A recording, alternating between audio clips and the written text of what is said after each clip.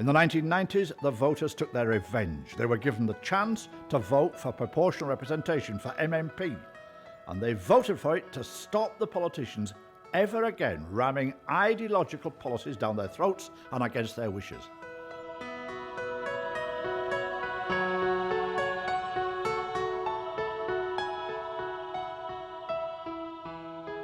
In what way is an MMP parliament different to what it used to be under first past the post? Well, the old first past the post system, after election night, you got a result where one party won, one party lost, and the majority party had control of the agenda for 3 years, and there was never any suggestion but that the majority party would win every vote. That can't operate now because the present government is a minority government with 59 out of 120 seats. In order to get its program through, it therefore has to deal with one or other of the minor parties. Secondly, of course, and this is the other big change that has occurred as far as Parliament is concerned, there are a lot more parties represented, there are a lot more women, a lot more Maori and Pacific Islanders, and there are a lot more younger people, people with younger families, and of course their wishes have to be taken into account. And do you think it's increased public confidence in Parliament? I think what has happened is that the ordinary public can work out that Parliament is important. But it has meant that if you really think you want to change something that in our society, change a law, you have got a chance because there are a large number of parties and you can work through one of them. Survivors and of ACC itself. And how about managing the House? Is that more difficult with proportional representation? It's harder because where there's 7 parties involved, you have to negotiate with all 7.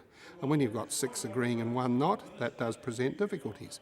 But that's one of the things that you have to accept in an MMP environment. Well, what's going to happen to MMP and the size of the House? Is it here to stay? I think it's here to stay, certainly in the short term. Well, what's your own view? Because you were against MMP. I voted against MMP. I've changed my mind. I think that MMP is now a system which does lead to more people participating in our democracy, both in Parliament and outside. Most of the politicians were against MMP, including Bill English, now Leader of the Opposition. I actually campaigned against MMP, but now it's the set of rules that the voters have given us, and it's like a new technology. We just got to learn how to use it. That's what everyone else has had to do, same for us. You know, the country still needs to be run. We want to be in the game, so we know the rules and we're going to make sure we can win with those rules. The truth is that over quite a long period of time, first past the post governments in New Zealand abused their power and authority. You would have to go back to the period of Norman Kirk to find a government that last really tried to keep faith with the electorate that put it there. So governments in the past betrayed the people. There's certainly a feeling in New Zealand that governments just ran away with the election mandate, did things they'd never foreshadowed at all, and people started to wonder why it was worth turning out to vote at all. There's an odd thing. People want politicians they can control, but at the same time they also say they want strong leadership.